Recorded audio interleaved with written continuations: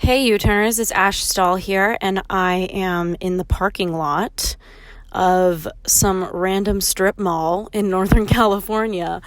This morning I spoke on a stage as a keynote for a public figure, and I had such an odd experience. I just wanted to make this audio to you, and forgive me in advance if I seem a little bit aimless, but what I really want to talk about is how to really feel connected. Because the past couple of weeks, a lot has gone on. I gave a TED Talk in the Netherlands. Maybe that'll be live by the time you hear this on YouTube. And then I had another really big speech this morning and a wedding this afternoon.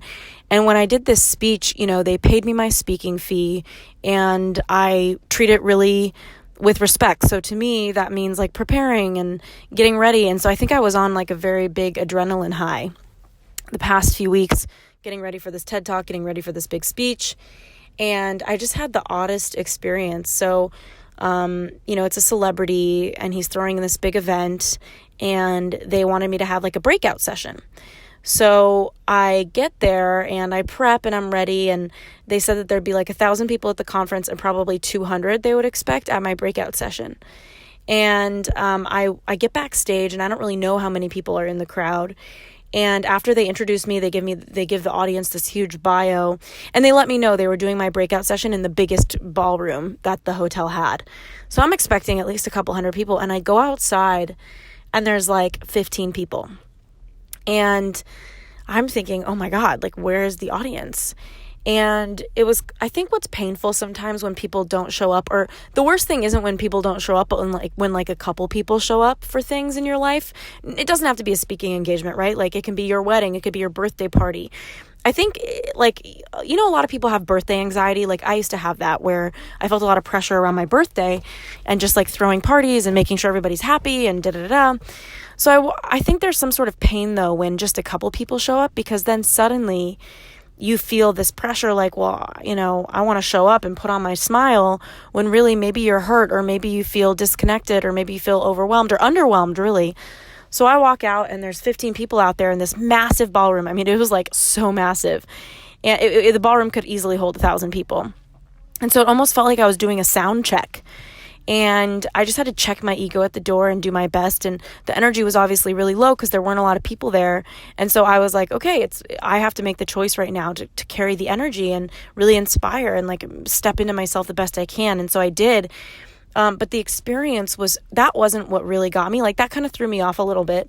But it was afterwards. There was a red carpet and a couple women that the event had hired to, interview people, the speakers who came off stage.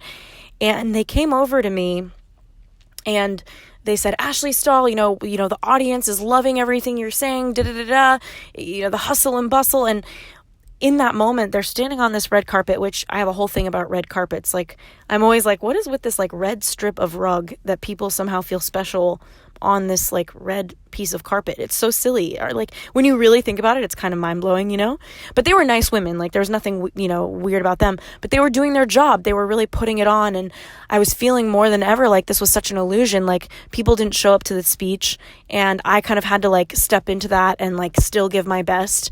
And then I kind of stepped off, and then people on a red carpet are, the audience is buzzing, and I'm like, what audience? There's nobody here.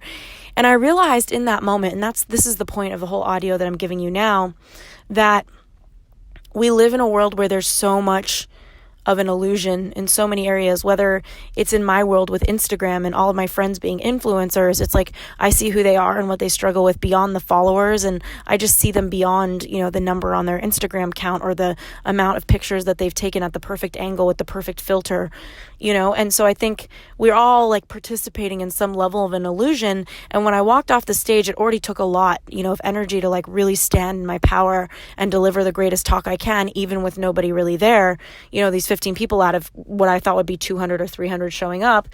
But beyond that, it was stepping off. That was where I really felt pain, and them wanting to interview me. And I was totally down for the interview, but they were in this illusion that the audience was buzzing and all of these people were there.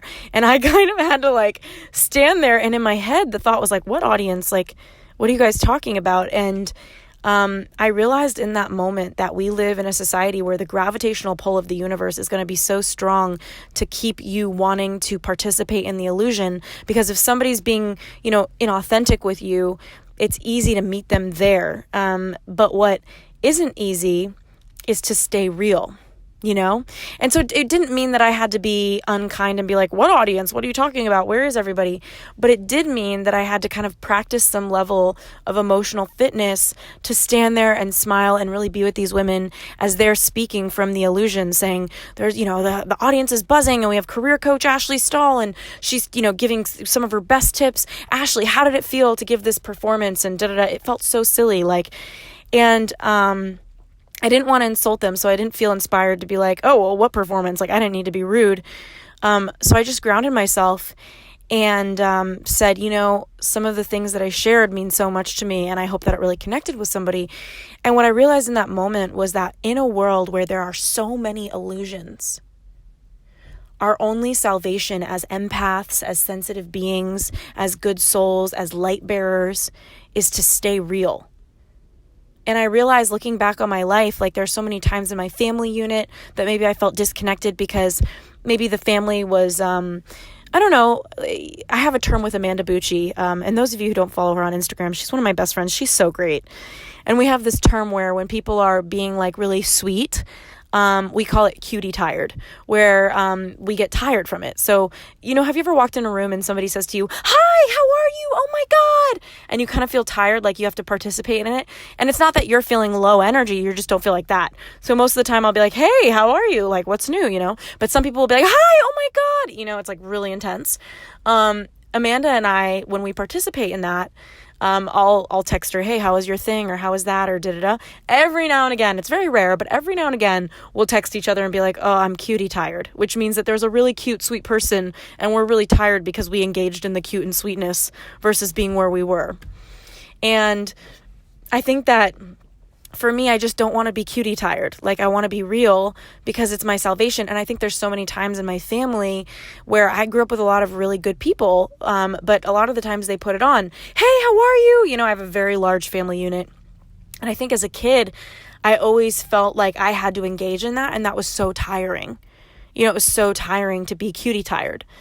And I think now, just having gone through that conference and realizing our salvation, our connection, our aliveness rides on our ability to stay real when we're being met with illusions. And it doesn't mean that we need to be insulting. It doesn't mean that we need to be unkind. We just need to stay real. So I don't know if I spoke all over the place. I would particularly love to hear from you or get a shout out from you, letting me know on the gram, what you thought of this conversation. But I left that conference feeling kind of sad and off, but really in my body still feeling like, okay, I just feel kind of sad, but I'm still here. And I realized my whole life why I valued connection so much is because I participated sometimes in the illusion, and it hurt. It hurts to not be yourself. It's painful. One of the quickest ways to just give off energy and waste energy is being someone else, And so I just kept telling myself when they were in this illusion of the red carpet and the cameras pointing at me and, talking about this non-existent audience, it was like, I'm going to stay real. I don't need to insult them, but I'm just going to talk from my heart. And being able to meet people there, I think it's healing for everyone. Because I think those people on the other side of the mic on the red carpet with their, hot pink dress and the whole thing, they're probably tired too, And I'm not doing it for anyone but me, and I'm hoping it's healing for other people. I'm hoping that who I am is helpful. But the truth is, if you can bring yourself home to yourself in those moments where other people aren't being real with you, if you could stay in your body, if you could choose not to get cutie tired and not to meet them in their cutiness, but instead, because a lot of people are good people, but it could just be tiring. It could just be energy draining. And I just got so much out of that talk, and I'm so grateful that, as a professional speaker, it's like I'm getting paid whether people show up or not. But obviously you want people to show up. You want to connect. This is what I do for a living. And at the same time, I'm so grateful that I was able to reflect on this experience on my drive up to Northern California, where I am right now for this wedding tonight, and process how odd that was for me and why it felt so tiring, and to realize that I brought myself home to myself by being real with people who were meeting me in an energy that felt like an illusion. And so in a world, as a career coach, I feel like people come to me to figure out who they are, what they really want to do with their lives, what they want to do with their career, what kind of job they want, how to get the job, how to start their business, all of these things, their confidence, their self-esteem. That's what people are coming to me for. And it's like in a world of figuring out, there's so much noise. There's so much of what we're not. And I have so many people coming to me to figure out who they are. And usually what that's really about is figuring out who they're not, what they've bought into, what noise that they're tuning into that keeps them from themselves. And the more I can remove those layers and help them see the noise, I can bring them into their body, into themselves, into their likes, their interests, their dreams. And they start to remember things that they wanted in their life that they forgot about, thoughts that they had that were so true to their real essence that they forgot. And so my invitation for you today is to be real and to meet me there, because God, the world, we live in such an exciting time where there's so much innovation, but there's also so much pain, and the data is in. We live in a world of internet trolls and tweets and text messages. We're so connected that according to research, we're somehow disconnected. And my wish for all of you today, and if you're listening, is number one, just to be real with everybody around you. And number two, to let me know what you thought of this. Let me know what you gathered from this or what you're going to shift. And also just thank you so much for listening. I feel like such a sense of healing by being real with you here every week on the U-Turn podcast. And it means so much to me that I'm witnessed, and that I think there's a healing in being witnessed, and that's why I started this podcast, was just to share with you and hope that through being witnessed that I would make peace with certain things that I'm still working through or reconciling. And I'm just so grateful that you're here. It means the world. And I hope that you pass this message on to somebody that you think needs it. Send this episode to someone that you think is tired or feeling low energy, and maybe they need an energy boost, and this podcast will help them. But thank you so much for being here. Sending you lots of love.